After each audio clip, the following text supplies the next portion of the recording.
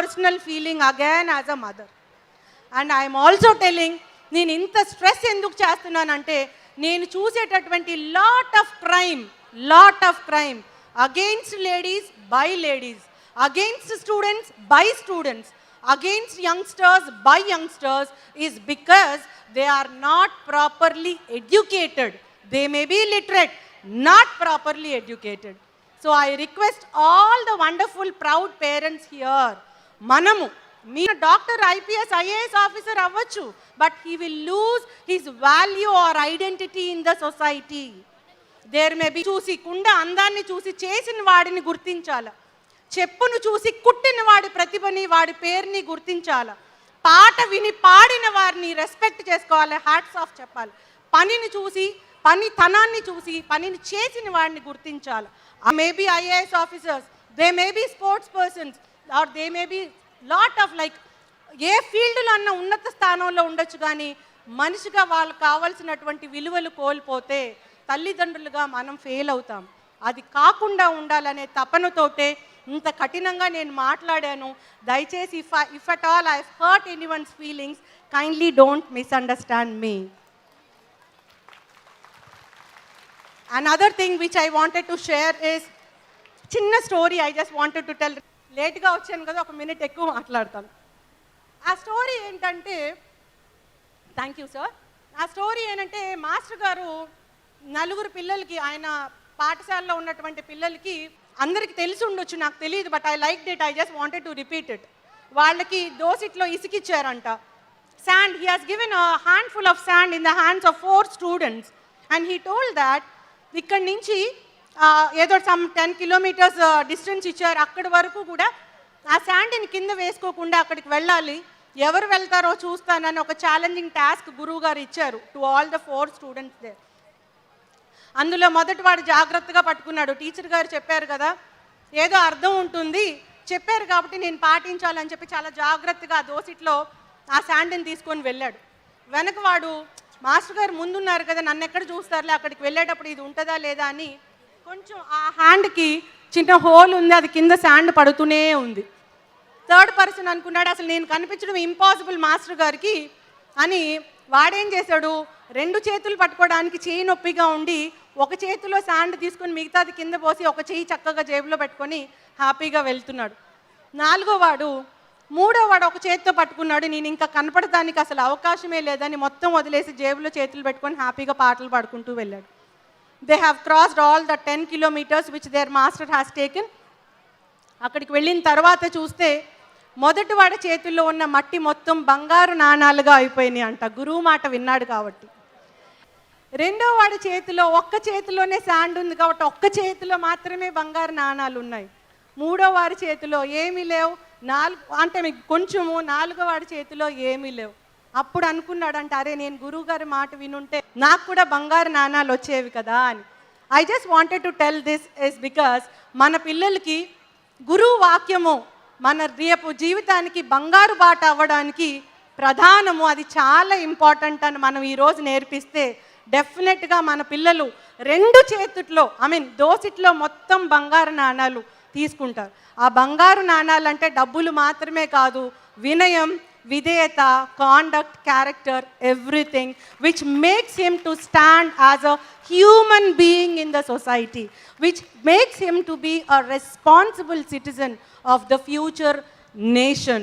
So I request all the proud parents here, kindly tell this story to your students, to your children, and see that me child, girl or boy, whatever from Bhashyam school, రేపొద్దున ఇట్లానే ప్రౌడ్గా మా సిద్ధార్థ్ లాగా వచ్చి ఒక గెస్ట్గా వచ్చి he has to tell that I have gone to so and so places just because of all the values which are taught by Bhashyam school అని మీ పిల్లలు కూడా 2 చేతుల్లో ఆ conduct, character and responsible citizen అనిపించుకునేటటువంటి 2 చేతుల్లో దోసెట్లో బంగారు నాణాలు ఉండాలని చెప్పి మనస్ఫూర్తిగా కోరుకుంటున్నాను.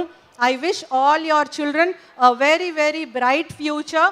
భగవంతుడు ఆయురారోగ్య ఐశ్వర్యాలను పిల్లలందరికీ ప్రసాదించాలని, వారికి ఫ్యూచర్లో goal clarity, role clarity. Goal clarity అంటే అసలు నా గోల్ ఏంటి, ఫ్యూచర్లో నేను ఏం అవ్వాలనుకున్నాను అని ఎవరినన్నా పిల్లల్ని అడిగితే ఐఏఎస్ అవ్వాలి, ఐపీఎస్ అవ్వాలి, డాక్టర్ అవ్వాలి, ఇంజనీర్ అవ్వాలి, టీచర్ అవ్వాలి, లాయర్ అవ్వాలి. This is not the goal. I feel I'm not imposing my ideas on you, but I have seen sufficient life in the police department.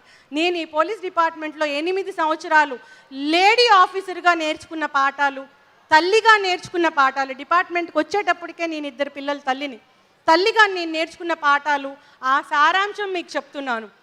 Role clarity అంటే ఏంటి, goal clarity అంటే ఏంటి, 2 minutesలో share చేసుకొని I will close it. I told you about goal clarity. When we ask children, they tell about all those goals. I feel those are not the goals.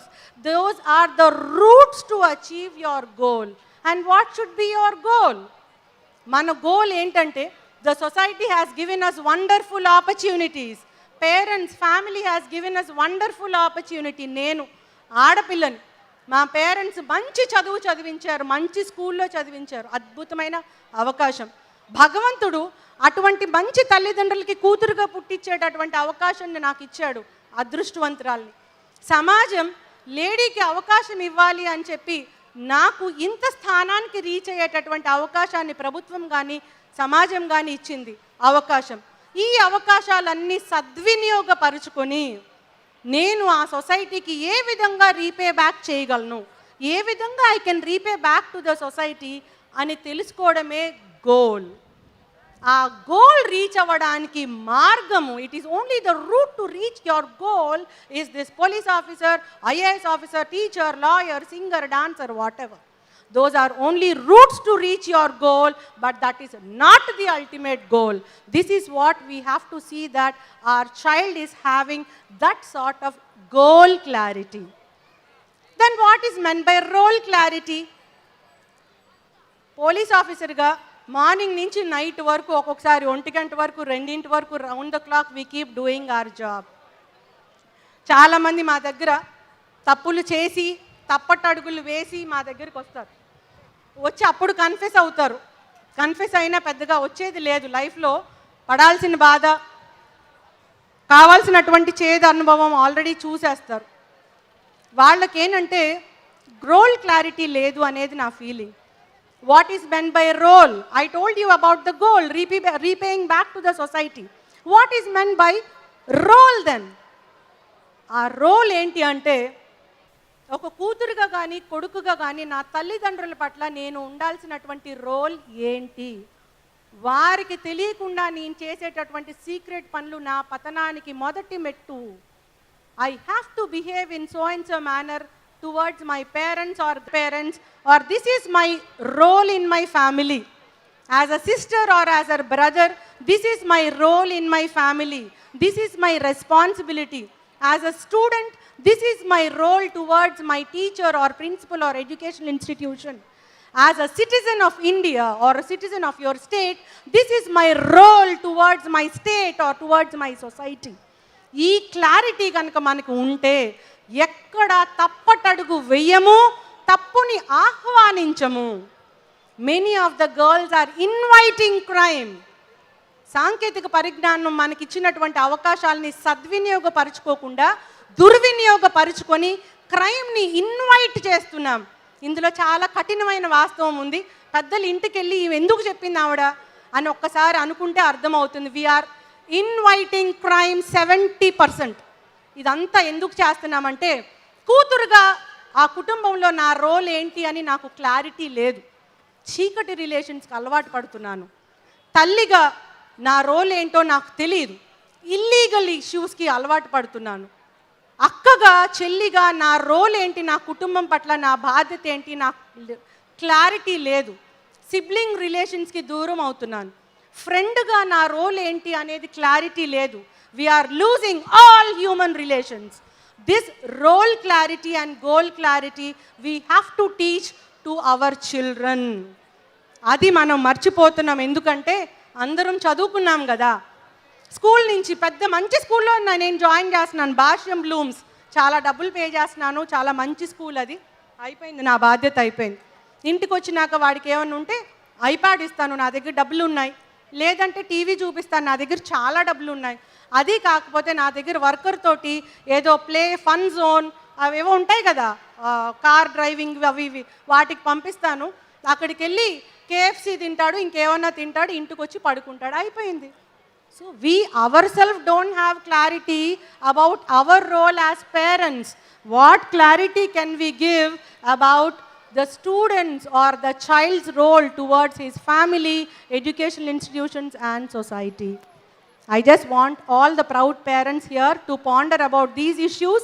నేను 4-5 విషయాలు చెప్పాను, అందులో కఠినమైన వాస్తవం ఉంది, కానీ తల్లిగా ఒక ఆవేదన ఉంది, ఒక లేడీ పోలీస్ ఆఫీసర్గా ఒక బాధ్యత ఉంది, a social responsibility.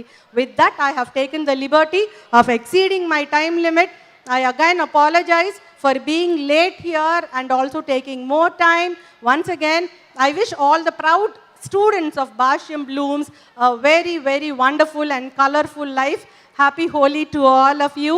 God bless you all.